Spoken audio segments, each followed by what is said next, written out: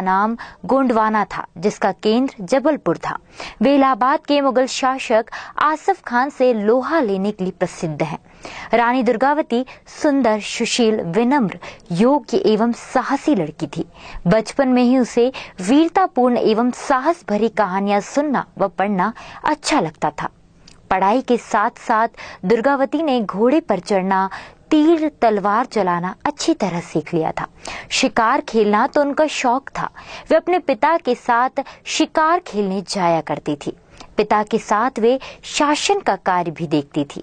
नाम के अनुरूप ही तेज, साहस, शौर्य और सुंदरता के कारण इनकी प्रसिद्धि सब और फैल गई। दुर्गावती के मायके और ससुराल पक्ष की जाति भिन्न थी, लेकिन फिर भी दुर्गावती की प्रसिद्धि से प्रभावित होकर गोंडवाना साम्राज्य के राजा संग्राम शाह मडावी ने अपने पुत्र दलपत शाह मडावी से विवाह करके उसे अपनी पुत्रवधू बनाया था।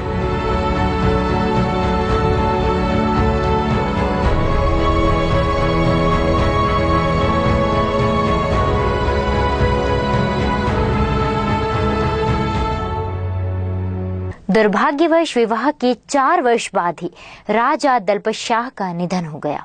उस समय दुर्गावती की गोद में 3 वर्षीय नारायण था। अतः रानी ने स्वयं ही गढ़मंडला का शासन संभाल लिया। उन्होंने अनेक मठ, कुएं, बावड़ी तथा धर्मशालाएं बनवाई। वर्तमान जबलपुर उनके राज्य का केंद्र था। उन्होंने अपनी दासी के नाम पर चेरीताल, अपने नाम पर रानीताल तथा अपने विश्वस्त दीवान आधार सिंह के नाम पर आधार ताल बनवाया। रानी दुर्गावती का यह सुखी और संपन्न राज पर मालवा के मुसलमान शासक बाज बहादुर ने कई बार हमला किया, पर हर बार वह पराजित हुआ। महान मुगल शासक अकबर भी राज्य को जीतना चाहता था। रानी दुर्गावती अपने राजधानी में विजय उत्सव मना रही थी। उसी गढ़मंडल के एक सरदार ने रानी को धोखा दे दिया। उसने गढ़मंडल का सारा भेद आसफ खान को बता दिया। आसफ खान ने अपने हार का बदला लेने के लिए तीसरी बार गढ़मंडल पर आक्रमण किया। रानी ने अपने पुत्र के नेतृत्व में सेना भेजकर स्वयं एक टुकड़ी का नेतृत्व संभाला। दुश्मनों के छक्के छूटने लगे। उसी बीच रानी ने देखा कि उसका 15 वर्ष का पुत्र घायल होकर घोड़े से गिर गया है। रानी फिर भी विचलित न हुई। उसी सेना के कई वीर पुरुषों ने वीर नारायण को सुरक्षित स्थान पर पहुंचा दिया और रानी से प्रार्थना की कि वे अपने पुत्र का अंतिम दर्शन कर ले। रानी ने उत्तर दिया, यह समय पुत्र से मिलने का नहीं है।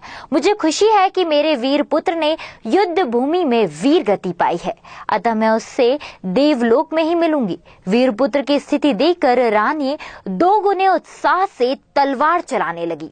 दुश्मनों के सिर कट कट कर जमीन पर गिरने लगे। तभी दुश्मनों का एक बाण रानी की आंख में जा लगा और दूसरा तीर रानी की गर्दन में लगा। रानी समझ गई कि अब मृत्यु निश्चित है। यह सोचकर कि जीती जी दुश्मनों की पकड़ में ना, उन्होंने अपनी ही तलवार अपनी छाती में भोंक ली और अपने प्राणों की बलि दे दी। थर थर दुश्मन कांपे, पग पग भागे अत्याचार, नरमुंडों की झड़ी लगाई, लाशें बिछाई कई हजार। जब विपदा घिर आई चहुं और, सीने में खंजर लिया उतार। ऐसी वीर साहसी रानी दुर्गावती की मृत्यु 24 जून सन 1564 को हुई। दुर्गावती ने 16 वर्ष तक जिस कुशलता से राज संभाला, उसकी प्रशस्ति इतिहासकारों ने भी की है। भारत के इतिहास में रानी दुर्गावती और चांद बीबी ही ऐसी वीर महिलाएं थी जिन्होंने अकबर की शक्तिशाली सेना का सामना किया तथा मुगलों के राज्य विस्तार को रोका। जबलपुर के पास जहां यह ऐतिहासिक युद्ध हुआ था, उस स्थान का नाम बरेला है, जो मंडला रोड पर स्थित है। वहीं रानी की समाधि भी बनी हुई है, जहां गौंड जनजाति के लोग जाकर अपने श्रद्धा सुमन अर्पित करते हैं। जबलपुर में स्थित रानी दुर्गावती विश्वविद्यालय भी इन्हीं रानी के नाम पर बना हुआ है। रानी दुर्गावती कीर्ति स्तंभ, रानी दुर्गावती पर डाक चित्र, रानी दुर्गावती विश्वविद्यालय, रानी दुर्गावती अभ्यारण्य, रानी दुर्गावती सहायता योजना, रानी दुर्गावती संग्रहालय एवं मेमोरियल, रानी दुर्गावती महिला पुलिस बटालियन आदि न जाने कितनी कुर्ती आज बुंदेलखंड से फैलते हुए संपूर्ण देश को प्रकाशित कर रही है। चंदेलों की बेटी थी, गोंडवाने की रानी थी, चंडी थी, रणचंडी थी, वह दुर्गावती भवानी थी।